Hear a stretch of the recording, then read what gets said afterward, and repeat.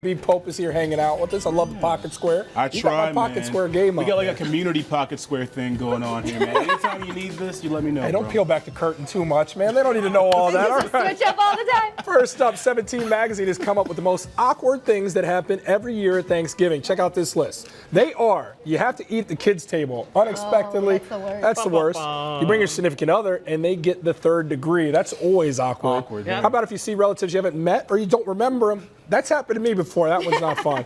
Or when two family members get into a political fight. Also, when the person carving the turkey doesn't know what the heck they're doing. Oh, that's bad. Those are a couple of the awkward ones. Any of those resonate with you guys? Any ones that are missed right there? Maybe the you've political fight one a little bit, but more so like physical fights. I've had physical No fights way. happen. Oh yeah, they be scrapping.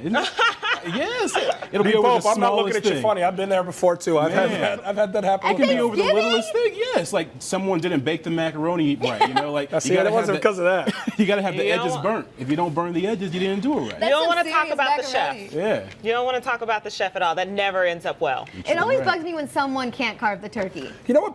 That's true. It's just annoying. Political debates don't happen because, for the most part, everybody's on the same political page in my family. But what does happen is there's something that irked a family member in the bigger, larger family, not the immediate, that maybe has boiled over for a couple of years. Yes. It comes to light after you had a couple of drinks and that football game that's over, the second one of the day. That's what it is, the drinks. Everybody then has it that happens. that one uncle that goes too far. Yeah, I didn't like how you treated my niece. Where were you at my nephew's graduation? And then it gets weird. Yeah, and passive aggressive too. You get those awkward, like mixed signals going on at the dinner table, weird looks, weird messages. All of a sudden, food starts flying, drinks start splattering. I've been there. I know. I That need sounds to like think a about the movie. macaroni and the You gratitude. just went back to a dark place right there. Yeah, I'm peeling back the curtain all the way for y'all today. You sure did. so funny.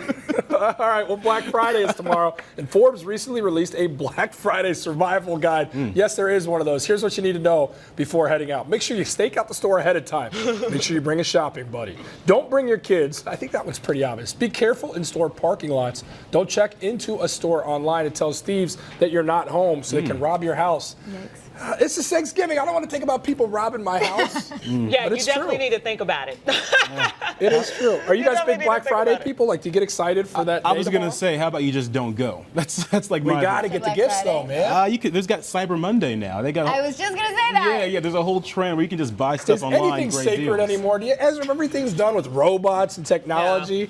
I like going out on Black Friday and finding those deals. Old And That's man because you're Jordan here. 6'8". So you just like shoulder through. When I'm 5'1", Black Friday is the worst. Right? That's true. That's 10 true. years ago, it was like a thing where you would get True. together with your friends and it was like an event. And now all the sales start the day before or they're going on afterwards or they're like, forget it, just come on Sunday. And it's like, hello, it's Black Friday for a reason, and it doesn't matter anymore. it always makes for those crazy viral videos, too, when you see yeah. people that like Oh, forget gosh. how to be human on that day for some Yeah, reason yeah. because they have to get their gift for their family member. Did you see the one where this lady pulled out a gun at Black Friday? Oh, That's a little heavy. People, That's a you're little getting heavy. really I'm dark telling on you, these Thanksgiving, people, man. people get serious. They get serious. he needs Day to, of Like I said, gratitude, man. I He stay needs to write home. a I'm book. grateful for having a home to stay in during Black Friday.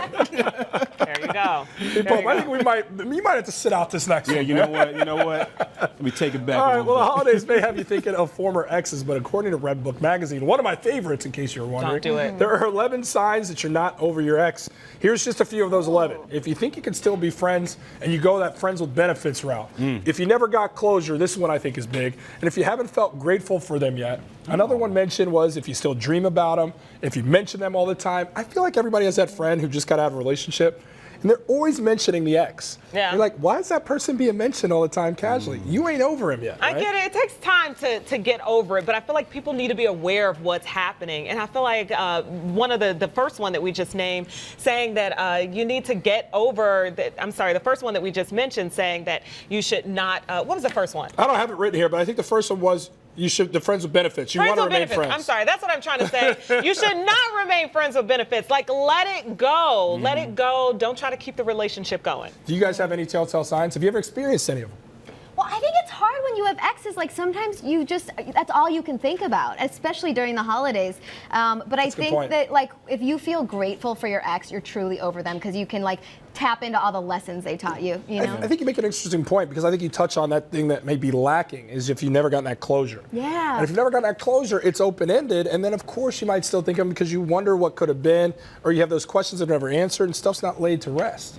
It's the same as losing a loved one. You want to pay your respects, and if you haven't, it haunts you for a long time. Yeah. I think it's the same with the relationship in this Yeah, regard. if you still have those lingering thoughts and things like that, you're not able to close the chapter all the way. It's going to stay with you. I'm totally with you on that one. That's probably the biggest one that I see from that list that probably hits hard the most. Well, you're the tomcat of the group. You're single. I'm out the there. tomcat of the Yeah, group. say- Oh, don't spread that out there. Don't spread that out there. Spotlight on, you're in the hot seat. You're in the hot seat. Don't Okay. put that out there. I'm When a we nice return, gentleman. I'll bail you out, Brandon. I'll bail you out. When